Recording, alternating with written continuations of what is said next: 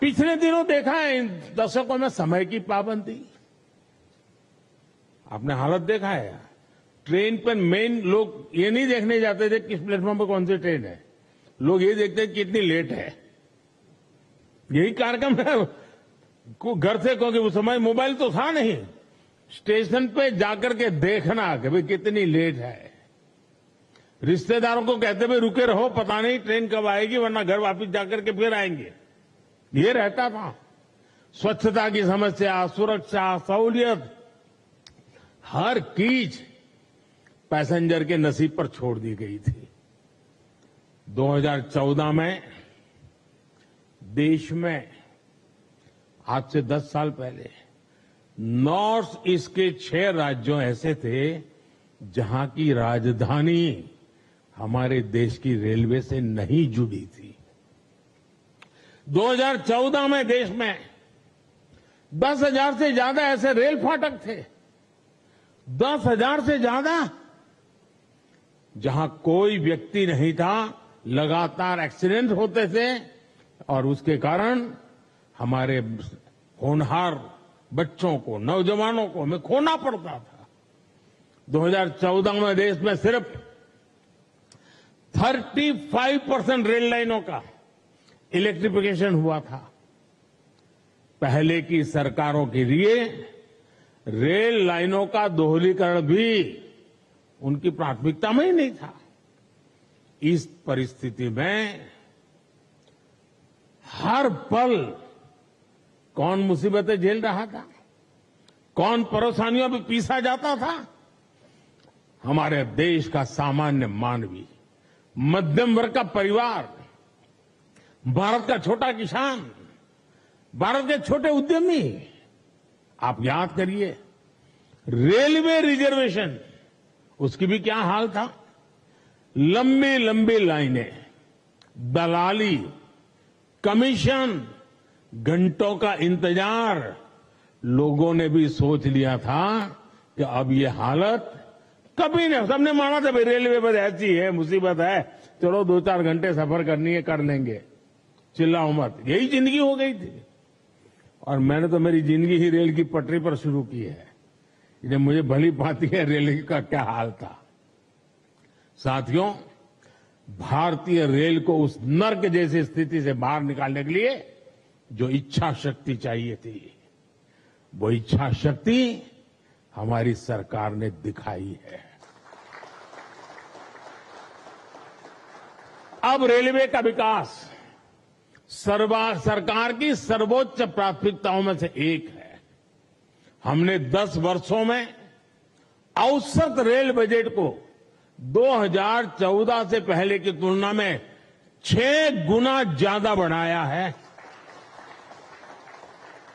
और मैं आज देश को ये गारंटी दे रहा हूं कि अगले 5 साल में वो भारतीय रेल का ऐसा कायाकल्प होते देखेंगे जिसकी उन्होंने कल्पना भी नहीं की होगी।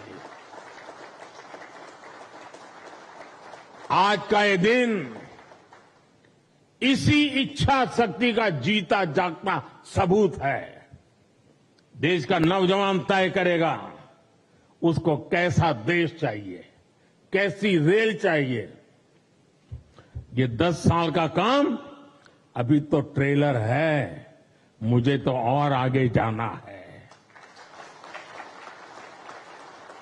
आज गुजरात, महाराष्ट्र, यूपी, उत्तराखंड, कर्नाटक, तमिलनाडु, दिल्ली, एमपी, तेलंगाना, आंध्र प्रदेश, बिहार, झारखंड, पश्चिम बंगाल, उड़ीसा, इतने राज्यों में वंदे भारत ट्रेनें मिल चुकी है जी। और इसी के साथ ही देश में वंदे भारत ट्रेन की सेवाओं का शतक भी लग गया है। वंदे भारत ट्रेनों का नेटवर्क अब देश के 250 से अधिक जिलों तक पहुंच चुका है। जन भावनाओं का सम्मान करते हुए सरकार वंदे भारत ट्रेनों का रूट भी लगातार बढ़ा रही है। अहमदाबाद जामनगर वंदे भारत ट्रेन अब द्वारिका तक जाएगी। और मैं तो अभी द्वारिका में जाकर के डुबकी लगा के आया हूं। अजमेर, दिल्ली, सराय रोहिल्ला वंदे भारत एक्सप्रेस अब चंडीगढ़ तक जाएगी। गोरखपुर लखनऊ वंदे भारत एक्सप्रेस अब प्रयागराज तक जाएगी। और इस बार तो कुंभ का मेला होने वाला है, तो उसका महत्व और बढ़ जाएगा। तिरुवनंतपुरम, कासरगोड वंदे भारत एक्सप्रेस मंगलुरु तक विस्तार किया गया है। साथियों, हम दुनिया भर में कहीं भी देखें, जो देश समृद्ध हुए, औद्योगिक रूप से सक्षम हुए, उनमें रेलवे की बहुत बड़ी भूमिका रही है। इसलिए रेलवे का कायाकल्प भी विकसित भारत की गारंटी है। आज रेलवे में अभूतपूर्व गति से रिफॉर्म हो रहे हैं। तेज गति से नए रेलवे ट्रैक्स का निर्माण, 1300 से ज्यादा रेलवे स्टेशनों का आधुनिकीकरण, वंदे भारत, नमो भारत, अमृत भारत जैसी नेक्स्ट जनरेशन ट्रेन, आधुनिक रेलवे इंजन और कोच फैक्ट्रियां, ये सब 21वीं सदी की भारतीय रेल की तस्वीर बदल रही है। साथियों, गति शक्ति कार्गो टर्मिनल पॉलिसी के तहत कार्गो टर्मिनल के निर्माण में गति लाई जा रही है।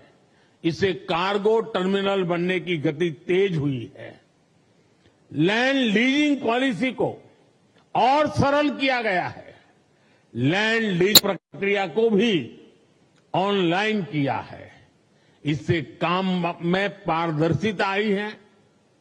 देश के ट्रांसपोर्टेशन सेक्टर को मजबूती देने के लिए रेलवे मंत्रालय के तहत गति शक्ति विश्वविद्यालय की स्थापना भी की गई है। हम निरंतर भारतीय रेल को आधुनिक बनाने और देश के कोने कोने को रेल से जोड़ने में जुटे हुए हैं। हम रेलवे से, नेटवर्क से मानव रहित फाटक समाप्त करके ऑटोमेटिक सिग्नलिंग सिस्टम लगा रहे हैं। हम रेलवे के 100% इलेक्ट्रिफिकेशन की तरफ बढ़ रहे हैं। हम सौर ऊर्जा से चलने वाले स्टेशन बना रहे हैं। हम स्टेशन पर सस्ती दवा वाले जन औषधि केंद्र बना रहे हैं। और साथियों, ये ट्रेनें, ये पटरियां, ये स्टेशन ही नहीं बन रहे, बल्कि इनसे मेड इन इंडिया का एक पूरा इकोसिस्टम बन रहा है। देश में बने लोकोमोटिव हो या ट्रेन के डिब्बे हो, भारत से Sri Lanka, Mozambique, Senegal, Myanmar, Sudan जैसे देशों तक हमारे ये प्रोडक्ट एक्सपोर्ट किए जा रहे हैं।